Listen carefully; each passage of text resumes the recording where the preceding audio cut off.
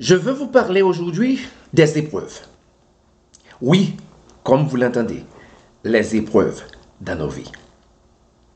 En Somme 66, verset 10, il est dit, « Car tu nous as éprouvés, ô Dieu, tu nous as fait passer au creuset comme l'argent. » La Bible nous enseigne clairement que Dieu éprouve son peuple.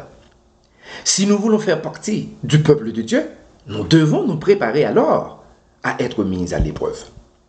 Pour dépeindre la manière dont Dieu nous éprouve, les Écritures utilisent souvent l'image significative d'un fondeur qui affine l'argent. Dans la Bible, cet homme plaçait l'argent dans un récipient métallique qu'il chauffait sur un feu le plus vif possible. Quand l'argent commençait à fondre et à bouillonner à la chaleur, les impuretés remontaient à la surface sous forme d'écume ou de scorie que l'ouvrier enlevait. Il poursuivait patiemment ce travail d'écumage jusqu'à ce qu'il ne reste plus d'impureté dans l'argent.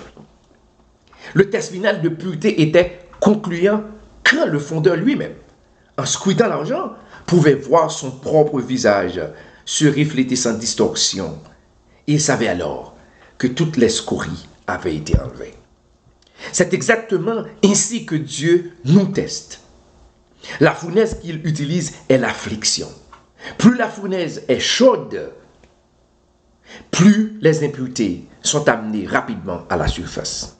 Avec douceur et patience, Dieu les enlève avec l'écumoire invisible de son Saint-Esprit. Il continue cette opération jusqu'à ce qu'il ne reste plus d'impureté et qu'il voit sa propre image se refléter dans nos vies.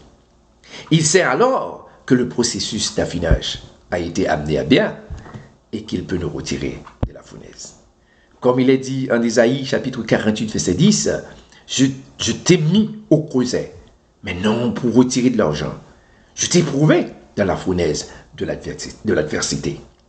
Laissez Dieu vous éprouver. Vous sortirez pur du processus. »